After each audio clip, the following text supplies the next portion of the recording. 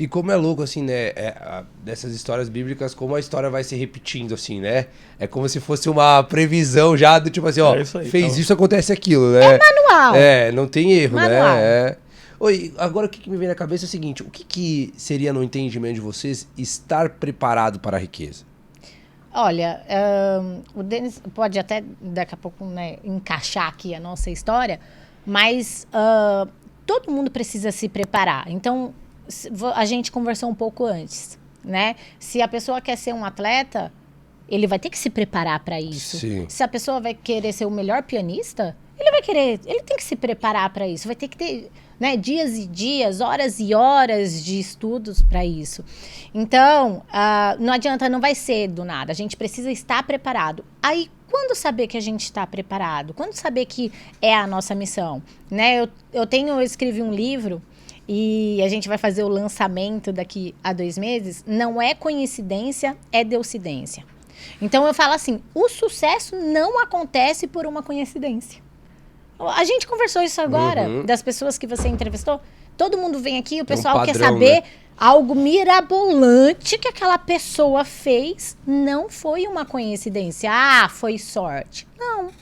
Foi justamente, aí eu falo a deucidência, por quê? Porque já existia e aí ele foi no acesso. O que as pessoas têm que entender é como acessar. Porque ele existe. Então, tá preparado é você tá com maturidade para entender que existe um tempo.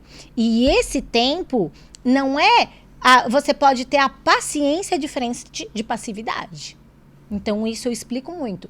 Paciência é diferente de passividade. Esse tempo que você precisa para você ir atrás das suas coisas, para você estar realmente preparado, é o tempo que você tem que ter paciência, porque você sabe que aquilo vai acontecer, só que não passivo. Você tá lá todos os dias fazendo. Então, desde pequena, né? Eu vim de uma família de 6 pessoas, eu morava num quartinho, né, com 6 pessoas dormindo. Eu vou falar a verdade, né? Eu sou assim mesmo, o pessoal sabe. Tinha rato que entrava, sabe? Aqueles cogumelinhos assim na parede, porque tinha uma realidade totalmente diferente. Totalmente diferente. Tinha muito mofo. E ali eu tinha uma gratidão no coração. Essa gratidão era, eu tô aqui, mas eu sei que se eu tô aqui é para eu ajudar pessoas lá na frente. Eu ainda vou poder ajudar crianças, eu vou poder ajudar pessoas a mostrar que não é o cenário que ela tá que vai fazer, né, quem ela é mesmo, que ela nasceu para ser. Então, eu creio que a hora que a gente entende isso, que não é o cenário que vai fazer quem você é sim o que você sabe aonde você pode chegar. E ali eu fui crescendo. Por que eu escolhi casar com uma pessoa para começar do zero?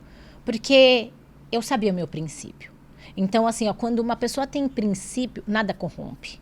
Nada corrompe. Eu tinha meus princípios, Deus, família e negócios. Teve um tempo que eu fiz a inversão de valores e foi muito bom, porque quando eu fiz a inversão de valores, eu quase perdi a comunhão com Deus, a comunhão com a família e perdi os negócios. Perdi. Foi muito bom para mim. Eu passei por isso. Por quê? Porque eu estava numa corrida dos ratos, corrida atrás do dinheiro, que muitas pessoas passam por isso. E que a gente entra no automático muitas vezes, né? A gente até falou disso aqui ontem, na outra gravação, que como é fácil a gente entrar nesse processo automático de buscar essa abundância financeira e esquecer de tudo.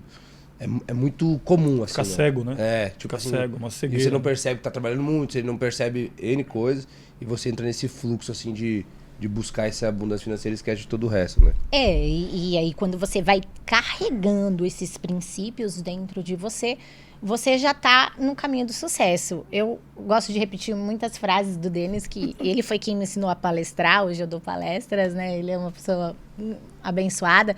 E ele fala assim, você quer sucesso? Foge do fracasso.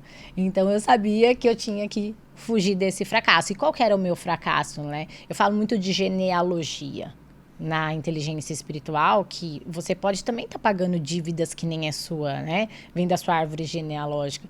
Porque a pessoa está sempre depressiva. Porque a pessoa nunca dá certo no casamento.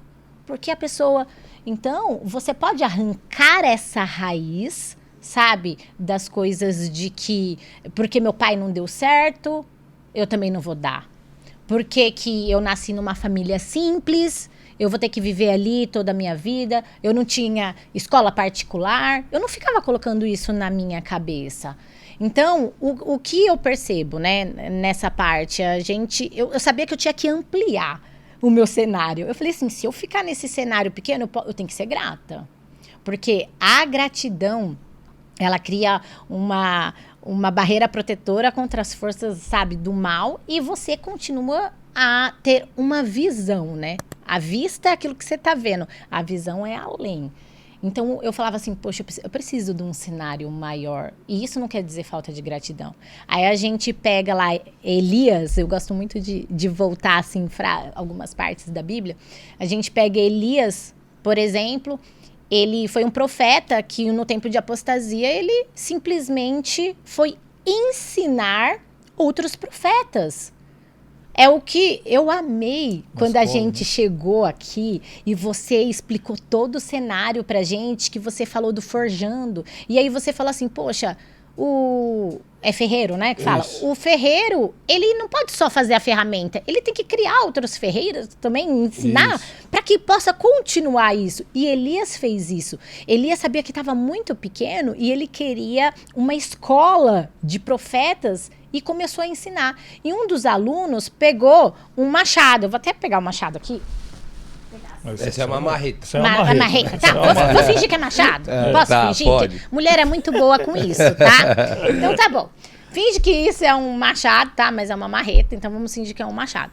E eles precisavam pegar um emprestado para montar essa escola, porque o cenário estava pequeno. O que aconteceu? A parte de ferro, que também a marreta tem, né? A parte de ferro soltou da madeira e caiu dentro de um lago.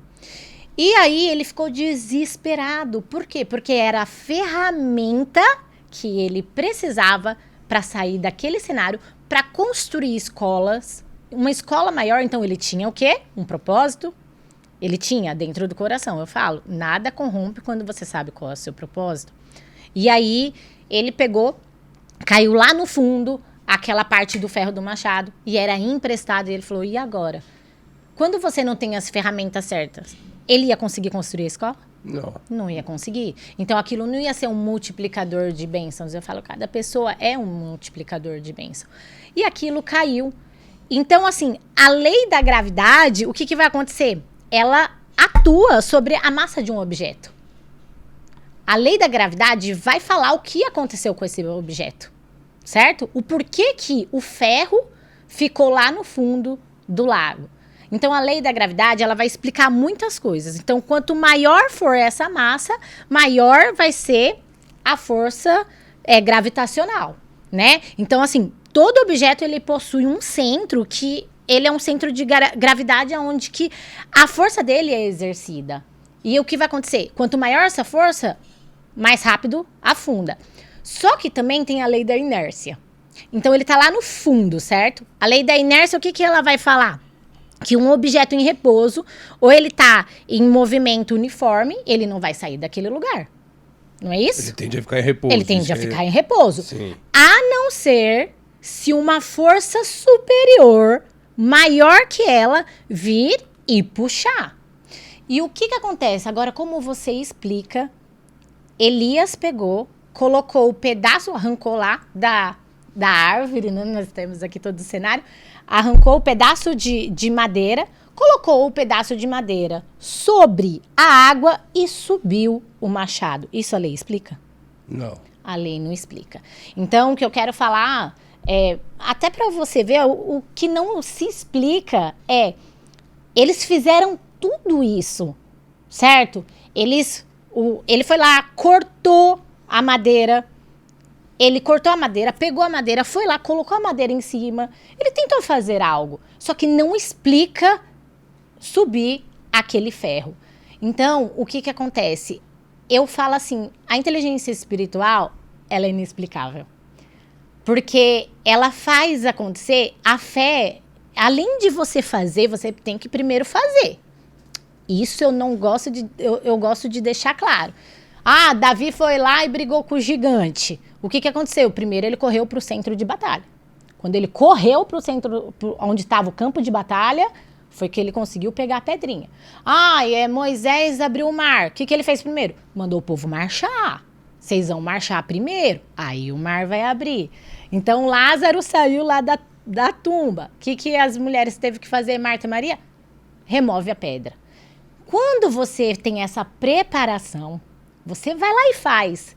Aí tem um poder maior que vai potencializar a sua força. Você não precisa mais ter, sabe, aquelas pessoas que, poxa, eu tô fazendo de tudo para sair lá do fundo. Né? A lei, ela vai explicar. O que a lei vai explicar? Você vai ser igual ao seu pai, a sua família toda vai ser assim. Priscila, você morava aí numa casinha com esses ratos, você vai viver assim. O que vai ser dos seus filhos? Aí, meu esposo, você foi drogado? Ih, todo drogado morre. Olha a vergonha que você tem. Imagina se a gente carrega isso. Aí vem a lei que é justamente que não se explica, que é a inteligência espiritual. Então, o que fez subir um pedaço de madeira, Elias colocou lá, subiu e ele se encontrou porque precisava completar, né? São 2 materiais diferentes, mas precisava para completar a missão que era multiplicar.